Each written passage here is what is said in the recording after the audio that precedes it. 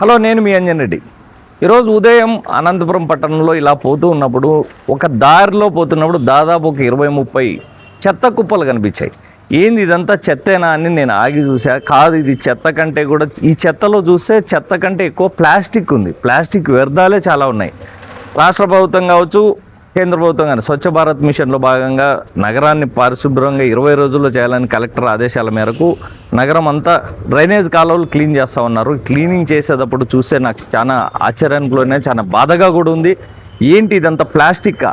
ఇంత ప్లాస్టిక్ వ్యర్థాలు జనాలకి అవేర్నెస్ ఉందా లేదా, లేకపోతే ప్రభుత్వాలు ఏం చేస్తున్నాయి? ఇంత ప్లాస్టిక్ డ్రైనేజ్ కాలువల్లో పడుతూ ఉంటే పొద్దున్నే లేస్తని ఇలా వాకింగ్ చేస్తూ పోయేటప్పుడు కనిపించేసరికి నేను వెంటనే స్వచ్ఛంద సంస్థ ఉన్న అనంతపూర్ అనిల్ గారిని ఒకసారి కాల్ చేశాను. అనిల్ అన్న, ఏంటి ఇది ఇట్లా ఉంది, మొత్తం ప్లాస్టిక్ మయమైపోయింది, ప్రభుత్వాలు ఏం చేస్తున్నాయి, అధికార యంత్రాంగం ఏం చేస్తుంది అనేసి అనిల్ అన్నను కూడా ఒకసారి పిలుద్దాం. అనిల్ అన్న, గుడ్ మార్నింగ్ అన్న. ఈరోజు మార్నింగ్ వాకింగ్ వెళ్తున్నప్పుడు చూసా ఇవన్నీ. ఏంది ఇది చెత్తనా లేకపోతే ప్లాస్టిక్? ఏంది ఇంత ఉంది, ఇంత ఘోరంగా ఉంది అనంతపూర్ పరిస్థితి? అంటే ఇది ప్రతిరోజు నేను చూసేదే. ఏమంటే ప్రతిరోజు కాలువలో ఉంది, ఇప్పుడు రోడ్డు మీదకి వచ్చింది. ఈ కుప్ప చూస్తా అంటే అన్న ఎక్కడ మట్టి కనబడట్లే నాకు, మొత్తం ప్లాస్టిక్ వ్యర్థాలే. కరెక్ట్. ఎందుకంటే ఇప్పుడు మీరు ఈ కాలువ చూసినారంటే దాదాపు 8 అడుగుల ఎత్తున్న కాలువ. ఈ 8 అడుగుల ఎత్తున్న కాలువలో దాదాపు 5 అడుగులు ప్లాస్టిక్ ఉంటుంది. దాని తర్వాత దాని కింద సిల్ట్ ఉంటుంది. అంటే మనము ఇప్పుడు మీరు చూసినారంటే 50 అడుగుల దూరంలోనే ఇంత పెద్ద కుప్పలు 10ల సంఖ్యలో ఉన్నాయంటే మనము ఏ విధంగా ఈ నగరంలో ప్లాస్టిక్ అమ్మకాలు అలౌ చేసినాము, ఏ విధంగా మనమంతా ప్రజలు మనమే బాధితులు కూడా. ఎందుకంటే మనం వాడకపోతే ఇదంతా కాలువలో పడదు.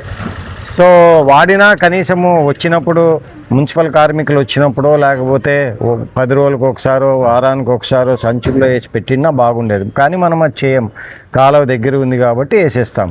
ఇప్పుడు చెత్త బుట్టలు ఉంటాయి కదన్నా, ప్రతి ఇంట్లో చెత్త బుట్ట ఉంటుంది. చెత్త బుట్టలు వేసుకొని మున్సిపల్ వ్యాన్లు వస్తాయి కదా, వాళ్ళు క్యారీ చేస్తారు కదా రోజు డస్ట్, దాంట్లోకి వేయకుండా కాలువల్లోకి వేసి పేపర్ మీద మాత్రమే డోర్ టు డోర్ కలెక్షన్ అని అంటున్నారు వీళ్ళు. ఫర్ ఎగ్జాంపుల్, నేను నిన్న 2వ రోడ్లో 3వ క్రాస్లో ఒక వీధికి పోయినా.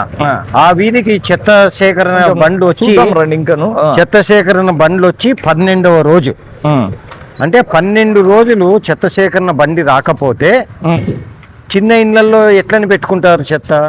న్యాచురలీ అది తీసుకొచ్చి రోడ్లలోనో కాలువలోనో వేస్తారు. కానీ దానికన్నా ముందు మనం ఆలోచించాల్సిన విషయం ఏమంటే, ఇప్పుడు మీరు దీంట్లో చూస్తే ఎక్కువగా నల్ల క్యారీ బ్యాగులు, బ్లూ క్యారీ బ్యాగులు ఇవన్నీ ఉన్నాయి. ఇవి ఎప్పటికీ ఇది కావు. 2022 అంటే సుమారు 5 సంవత్సరాలు అయింది plastic waste management act rule వచ్చి ఈ కవర్లన్నీ బ్యాన్ చేయమని. కానీ మనం 5 సంవత్సరాలుగా ఇది బ్యాన్ చేయకోకుండా అనంతపురంలో విచ్చలవిడిగా ప్లాస్టిక్ అమ్మకాలను అలౌ చేసి, ఇప్పుడు మన ఊరు గురించి మనం మాట్లాడాలా. ఎక్కడో బయట రాష్ట్రాల నుంచి వచ్చిన వ్యాపారస్తులు ఈ ప్లాస్టిక్ విచ్చలవిడిగా ఇక్కడ అమ్మేస్తున్నాం. వాళ్ళు ఇచ్చే చిల్లరకి కొంతమంది కకృతి పడో లేకపోతే వాట్ ఎవర్ ఈ ప్లాస్టిక్ అమ్మకాలని కొనసాగిస్తున్నాం. మనం కూడా ఇదే సులభం కదా, ఒక 50 పైసలు ఇచ్చే కవర్ వస్తుంది అని కొనేస్తున్నాం, వాడుతున్నాం. సో తప్పు మనలో ఉంది. ఇటు నుంచి చూస్తే దాదాపు మన విష్ణు ఇది ఒకసారి చూపించు, మొత్తం అన్ని ఆటి వరకు కూడా ఎన్ని కుప్పలు ఉన్నాయి, మొత్తం చెత్త. ఇది నాకు మామూలుగా ఇంతకుముందు స్టిల్ట్ కనిపిస్తా ఉండే, నల్ల మట్టి కనిపిస్తా ఉండే. ఇప్పుడు ఎక్కడ కూడా మట్టి కనబడట్లే, మొత్తం ప్లాస్టిక్ కవర్లే. A to Z ఈ లైన్ మొత్తం A to Z ప్లాస్టిక్ కవర్లతో నిండిపోయి ఉంది. ఎన్ని టన్నుల ప్లాస్టిక్ వాడుతున్నారు, ప్రభుత్వం ఏం చేస్తుంది? ఇక్కడ మున్సిపాలిటీ ఉంది, కమిషనర్ ఉన్నాడు, ఎమ్మెల్యే ఉన్నాడు, కలెక్టర్ ఉన్నాడు, హెడ్ క్వార్టర్ ఇది. ఎందుకు ఇంత దారుణమైన ప్లాస్టిక్? ప్రజల్లో అవగాహన లేకపోవడమా, లేకపోతే? ప్రజల్లో బ్రహ్మాండమైన అవగాహన ఉంది, మనం చేయాల్సింది చేయట్లేదు. ప్రజలు ప్రభుత్వాలు చెప్పేటివి చెయ్యరు కాబట్టే చట్టాలు తెచ్చినారు. ఆ చట్టాలలో ఫైన్స్ ఉన్నాయి, ఇంకోటి ఉంది. దాని అనుగుణంగానే ప్లాస్టిక్ వేస్ట్ మేనేజ్మెంట్ చట్టము బ్యాన్ చేయాలని వచ్చింది. ప్రజలు వినడం లేదు కాబట్టి మనం వదిలేస్తే ఇలాగా ఊరు దరిద్రంగా తయారైతుంది. ప్రజలు వినడం లేదు కాబట్టి అమ్మేవాని మీద ఫైన్ వేయాలా, వాడేవాని మీద కూడా ఫైన్ వేయాలా. మనం ఆ ఫైన్లు ఎక్కడా వేయడం లేదు. సింపుల్ ఎగ్జాంపుల్, గత వారం కమిషనర్ ఒక స్టేట్మెంట్ ఇచ్చినాడు, 40 కిలోల ప్లాస్టిక్ పట్టుకున్నాము ప్లాస్టిక్ రైడ్స్ చేసి అని. 40 కిలోలే 40 కిలోలు ఈడే ఉంటది 1000 కిలోలు అట్లా. కరెక్ట్. చెత్త కుప్పలోనే. ప్రతిరోజు డంప్ యార్డుకు పోయేది 14,000 కిలోల ప్లాస్టిక్. ఆ. 14,000 కిలోల ప్లాస్టిక్ ఆకాశం నుంచి ఊడిపడదు కదా, మనం వాడే ప్లాస్టిక్ అది. ఇదంతా ఇప్పుడు ఇదే మనకు నిదర్శనము. కనీసం 2 టన్నుల ప్లాస్టిక్ 50 అడుగుల దూరంలో 50 అడుగుల దూరంలో నీకు 2 టన్నుల ప్లాస్టిక్ ఉందంటే ఇంకా పెద్ద కాలువలు ఒకసారి ఊహించుకోండి. ఇదన్నా ఇది మెయిన్ కాలువ కాదు. అవును, మెయిన్ కాలువ కూడా చూపిస్తాను మీకు. ఓకే. అది చూసినారంటే మీకు కోమా వస్తుందో ఏమొస్తుందో నాకు తెలియదు. ఇది కేవలం ఒక చిన్న కాలువ. చిన్న కాలువ. ఈ కాలువలోనే 200 టన్నుల ప్లాస్టిక్. సో 2,000 కిలోల ప్లాస్టిక్ 2 టన్నులు. 2 టన్నులు. ఇప్పుడు ఇంత ప్లాస్టిక్ దీంట్లో ఉంటే వర్షపు నీరు కానీ ఇంకోటి కానీ కాలువలో ప్రవహించకుండా రోడ్లలోనే ప్రవహిస్తుంది, ఇళ్లలోనే పోతుంది. సో అది మనం గమనించాలా. అసలు వీళ్ళు ఇన్ని టన్నుల ప్లాస్టిక్ ఈ కాలువలో ఉందంటే ఈ కాలువని క్లీన్ చేసి ఎన్ని నెలలు అయి ఉంటుందో ఒకసారి ఊహించుకోండి. మున్సిపాలిటీ వాళ్ళు ప్రతి రోజు కానీ ప్రతి నెల కానీ వారానికి ఒకసారి మెయింటెనెన్స్ చేయరా? ఇది కాలువ తీస్తే ఇంత ఎక్కడి నుంచి వస్తుంది? రాదు. అంటే ఇది సంవత్సరం తరబడి ఇట్లా మరిగిపోవడం వల్ల ఇట్లా వచ్చింది. ఇప్పుడు కూడా ఇది ఎందుకు చేస్తున్నారంటే ప్రతి సంవత్సరం స్వచ్ఛ భారత్ ర్యాంకింగ్ అని మున్సిపాలిటీలకు ఇస్తారు. గత సంవత్సరం కూడా ఇదే టైంలో ఇటువంటి డ్రామానే ఆడినారు వినోద్ కుమార్ గారు కలెక్టర్ గా ఉన్నప్పుడు. ఇప్పుడు కూడా స్వచ్ఛ భారత్ టీం అనంతపురంలో ఉంది కాబట్టి క్లీన్ గా మనం ఏదో చేసేస్తున్నాం పొడి చేస్తున్నాం అని చూపించుకోవాలి కాబట్టి ఇది చేస్తున్నాం. అది ఒక కారణం అయితే ఇప్పుడున్న కలెక్టర్ ఆనంద్ గారు కూడా కేవలం 20 రోజులు టైం ఇచ్చినారు మున్సిపాలిటీకి, నగరం అంతా పరిశుభ్రం అయిపోవాలా అని. 14వ తేదీ చెప్పినారు ఆయన. మనకి ఇంకా వారం రోజులు టైం ఉంది, ఎంతవరకు అవుతుందో వేచి చూడాలి. అందులో భాగంగానే ఇదంతా తీయడం ఎస్ మెచ్చుకోదగ్గ విషయం, కానీ చాలా ఆలస్యం అయిపోయింది అనేది నా నమ్మకం. ప్రజలు కూడా ఆలోచించాలి కదన్న. ప్రజలు కూడా ప్లాస్టిక్ వాడకూడదు. ప్లాస్టిక్ ఇప్పుడు నేను గత వారం తాడపత్రి టౌన్కి వెళ్ళాను. అక్కడ నేను అరటిపళ్ళు కొంటే కూడా కవర్ అడిగితే లేదన్నాడు, ఒక పేపర్లో చుట్టిచ్చారు. కరెక్ట్. ఎందుకు అమలు జరుగుతా ఉంది? అనంతపురంలో ఎందుకు అమలు జరగదు? తాడపత్రిలో జరుగుతున్న పేపర్ ఏదైతే ప్లాస్టిక్ నిషేధము అనంతపురం పట్టణంలో ఎందుకు జరగదు?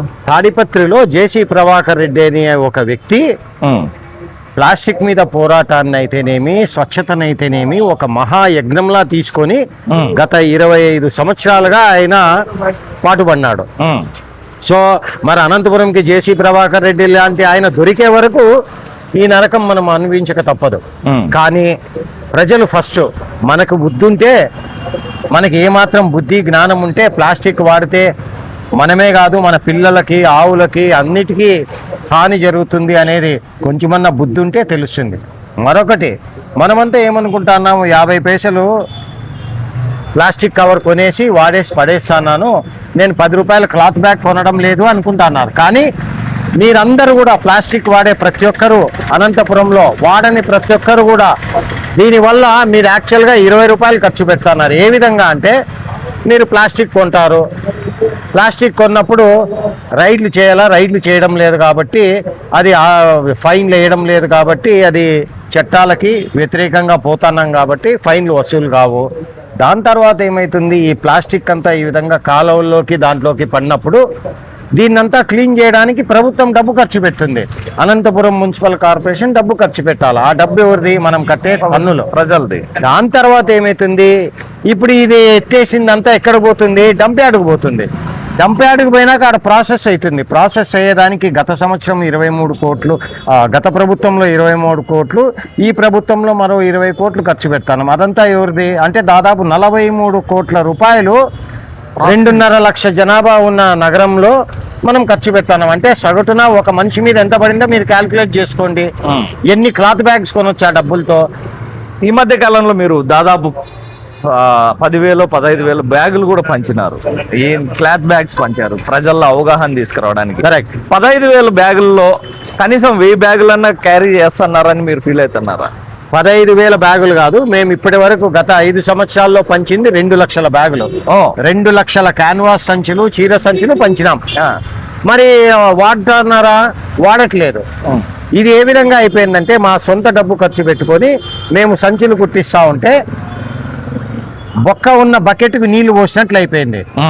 ఒకవైపు ఏ స్వచ్ఛంద సంస్థ అయినా ఎవరైనా ఇటువంటి అవగాహన కార్యక్రమాలు చేసినప్పుడు ప్రభుత్వం చట్టాలను అమలు పరచాలా. అవును, చట్టాలను అమలుపరిచినంత వరకు అంటే ప్లాస్టిక్ బ్యాన్ చేయనంత వరకు నరేంద్ర మోదీ వచ్చి బట్ట సంచులు టవర్ క్లాక్ దగ్గర పంచినా కానీ మన నగర దుస్థితి ఇలాగే ఉంటుంది. ఫర్ ఎగ్జాంపుల్ హెల్మెట్ పెట్టుకోవాలా అనేది ఒక చట్టం, పెట్టుకోవడం లేదు కదా అని పోలీస్ డిపార్ట్మెంట్ గమ్మున లేదు కదా. మీరు చూసినారంటే గత 3 నెలలుగా విస్తృతంగా హెల్మెట్ పెట్టుకొని వాళ్ళని, డ్రంక్ అండ్ డ్రైవ్ వాళ్ళని, హెల్మెట్ ఎస్పీ జగదీష్ గారి ఆధ్వర్యంలో విపరీతమైన చెకింగ్స్ చేయడము, లక్షల్లో ఫైన్స్ వసూలు చేసినారు. ఎందుకు? ఆ భయము జనాల్లో రావాలి కాబట్టి.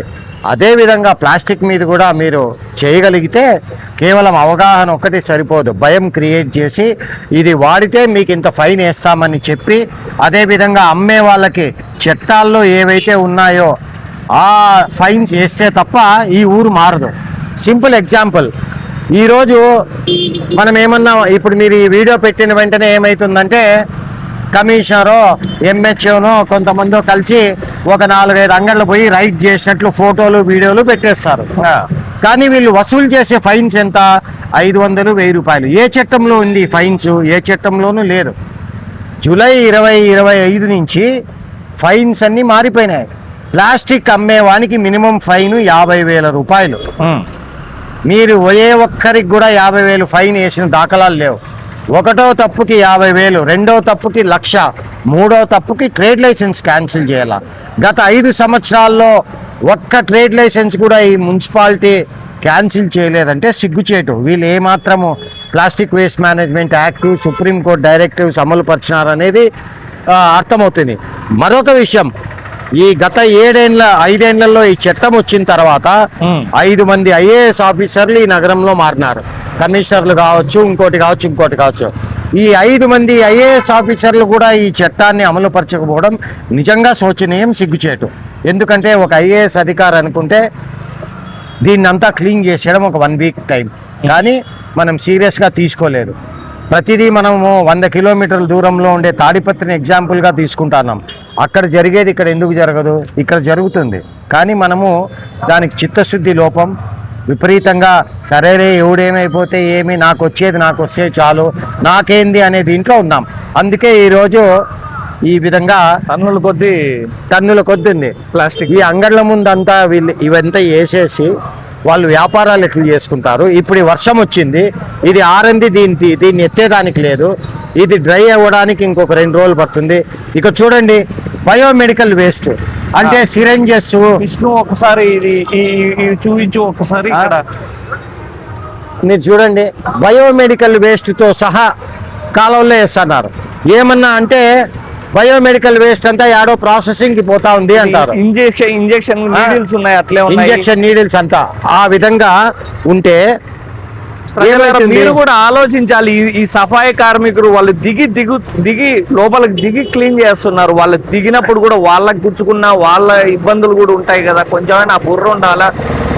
ఏమేస్తున్నాం మనం డ్రైనేజ్ లేక అనేది అన్న నా ఉద్దేశంలో. ఇది షాపుల ముందర ఇట్లే ఉంచాలనేది నేను అనుకుంటా. ఎందుకంటే ఈ షాపుల వాళ్ళకి కూడా ఈ ప్లాస్టిక్ బ్యాగులు ఇవ్వకూడదు కస్టమర్లకి అనేది కొంచెం అవగాహన వస్తుందేమో. ప్రాబ్లం ఎక్కడ వస్తుందంటే ఇదంతా కేవలం వీళ్ళేసిండేది కాదు, ఇది అక్కడి నుంచి అంతా కొట్టుకొని వచ్చిండేది కాబట్టి అది ఆ విధంగా అమలు పరిచేది కొంచెం ప్రాక్టికల్గా డిఫికల్ట్ అవుతుంది. ఇక్కడ నేను చూసినంత వరకు ఇక్కడ ఉండే హాస్పిటల్స్ 4-5 క్లినిక్ డాక్టర్లు ఉన్నారు. అందుకే మీకు ఇన్ని టానిక్ సీసాలు, సిరెంజెస్ ఇవన్నీ దర్శనమిస్తున్నాయి. టాబ్లెట్స్, బ్యాండేజ్ క్లాత్ ఇవన్నీ దర్శనమిస్తున్నాయి. ఇది ఎంత డేంజరస్ అంటే నేషనల్ గ్రీన్ ట్రిబ్యునల్ ప్రకారం ఏ మున్సిపాలిటీ అయినా సరే బయోమెడికల్ వేస్ట్ని మామూలు చెత్తతో కలిపితే కోట్లల్లో ఫైన్ ఉంది. కానీ ఇక్కడ ఉన్న కమిషనర్ అయితే ఏమి, ఎంహెచ్ఓ అయితేనేమి, వీళ్ళ డిఎంహెచ్ఓ అయితే ఏమి, వీళ్ళందరూ బుకాయిస్తారు. బయోమెడికల్ వేస్ట్ మామూలు చెత్తలో లేదు, అది ప్రాసెసింగ్కి సపరేట్గా పోతా ఉంది. ఇది నిదర్శనం. అసలు మీరు రోజు పొద్దున్న లేస్తానే అనంతపురం మున్సిపాలిటీలో తిరుగుతూ ఉంటారు. జనాల్లో ఏమన్నా కదలకుంటుందా? మీరు చేస్తున్నారు కదా మామూలుగా సంచులు పంచడం కావచ్చు, లేకపోతే ప్లాస్టిక్ వ్యతిరేకంగా పనిచేస్తున్నారు. కొంచెమైనా అవగాహనతో వాళ్ళు కొంచెం బాధ్యతగా ఫీల్ అవుతున్నారా? మన ఊర్లో అంత బాధ్యత ఉందంటే ఈ నగరం ఇట్లా బస్సు పట్టిండదు. మనకు బాధ్యత లేదు కాబట్టి ఇష్టానుసారం మన నెత్తి మీద మనమే కంపేసుకొని మనమే సస్తాం. మన పిల్లలే దీనికి ఎంత బలయ్యేది. ఇక్కడ కూడా చూడండి టాబ్లెట్స్ అవును మొత్తం అన్ని ఇవే. ఎందుకంటే ఇక్కడ ఒక ప్రథమ చికిత్సా కేంద్రం ఉంది, ఆడొక 5-6 ఉన్నాయి. సో ఆ విధంగా చేస్తే ఇది ఒక మెడికల్ షాప్. మళ్ళా ఇంత చెత్త మెడికల్ షాపుల ముందర ఏంటి? అసలు మనకు ప్రజల గురించి వదిలేయండి, అధికారుల నుంచి వదిలేయండి, కనీసం కార్మికుల గురించి అన్నా ఆలోచించాలి కదా. ఈ చెత్త అంతా, మనం వేసే చెత్త అంతా కార్మికులు ఎత్తుతున్నారు. మీకు ఎప్పుడైనా సరే అనంతపురంలో గ్లౌస్ వేసుకున్న కార్మికుడు కనిపిస్తే నాకు చెప్పండి. ఎందుకంటే కార్మికుల ప్రాణాలని పనంగా పెట్టి ఇదంతా క్లీన్ చేపిస్తున్నారు. వాళ్ళకి సరైన బూట్లు లేవు, వాళ్ళకి సరైన గ్లౌసులు లేవు, వాళ్ళకి సరైన మాస్కులు లేవు. కానీ లెక్కాచారాలు చూస్తే మాత్రం కోట్లల్లో ఉంటాయి వాళ్ళకి అవన్నీ కొన్నట్లు. మరి కొనిండేటివన్నీ ఎక్కడ పోతున్నాయి? దేవునికే ఎరుక. అసలు ఇవన్నీ మనుషుల చేత చేయించకూడదు, మిషన్ల చేత చేయించాలా అని సఫాయి కర్మచారి నియమ నిబంధనల ప్రకారం సుప్రీంకోర్టు జడ్జిమెంట్ ఉంది.